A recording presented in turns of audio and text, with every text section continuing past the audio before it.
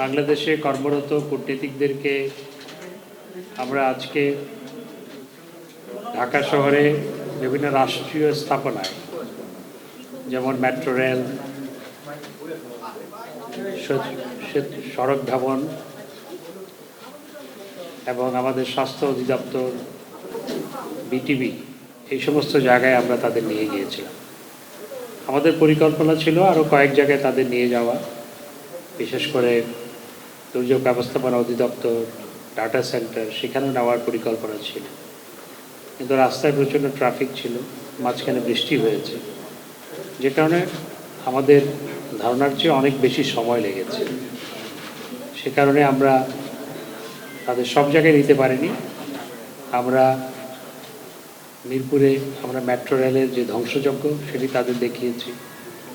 সেখানে যেভাবে আগুন দিয়ে পুড়িয়ে দেওয়া হয়েছে, এমনকি ফুটওভার ব্রিজে পুড়িয়ে দেওয়া হয়েছে।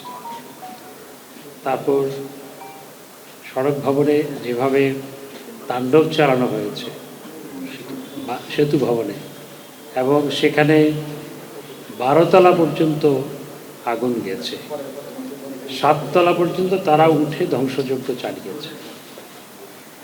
বিটিভিতে গেলে সেখানে যেইভাবে আগুন দিয়ে পুরো বিল্ডিং পুড়িয়ে দেওয়া হয়েছে এবং কি যে পরিমাণ ধ্বংসযজ্ঞ, সারি সারি গাড়ি যেভাবে পুড়িয়ে দেওয়া হয়েছে, সড়ক ভবনেও একই, এবং একই সাথে সেতু ভবনেও একই সাথে আপনার মেট্রো রেলের পাশে তাদের যে গাড়িগুলো ছিল সেগুলো পুড়িয়ে দেওয়া হয়েছে।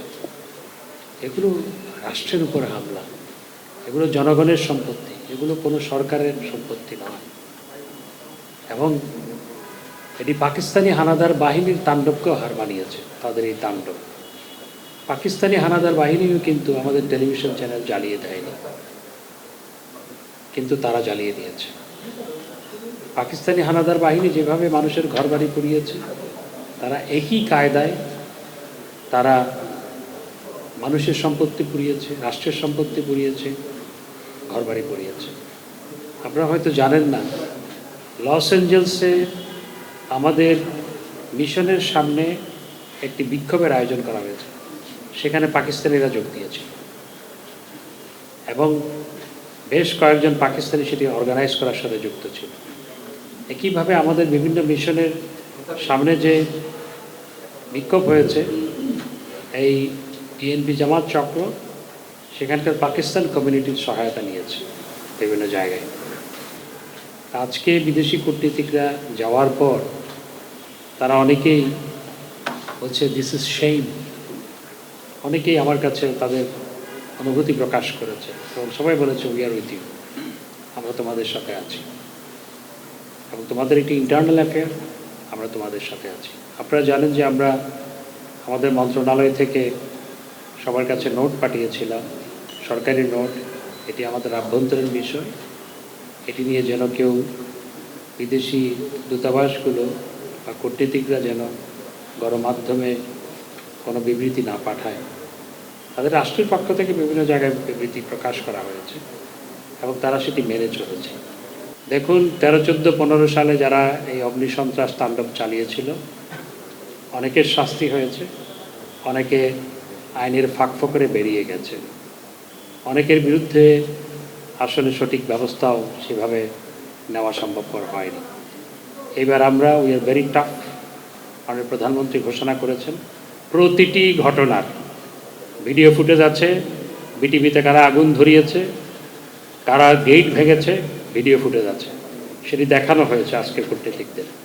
প্রতিটি ঘটনার আমাদের কাছে যথেষ্ট ফুটেজ আছে, সেটি দেখে দেখে প্রত্যেকের বিরুদ্ধে আইনগত ব্যবস্থা গ্রহণ করতে আমরা বদ্ধপরিকর। আপনি বললেন যে তারা স্তম্ভিত হয়ে গেছে এবং তারা বলেছেন আমাদের সাথে আছেন, এর বাইরে আর কিছু অর্থনৈতিক? দেখুন, আমরা সবসময় তো এই ঘটনা নিয়েছিলাম, এর বাইরে তো সেখানে এই প্রোগ্রামে তো অন্য কিছু আলোচনা হয় না।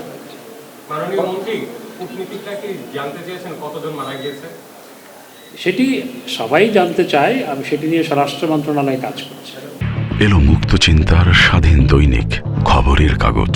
এখন খবর হবে নিখাত, নির্ভীক, নিরপেক্ষ।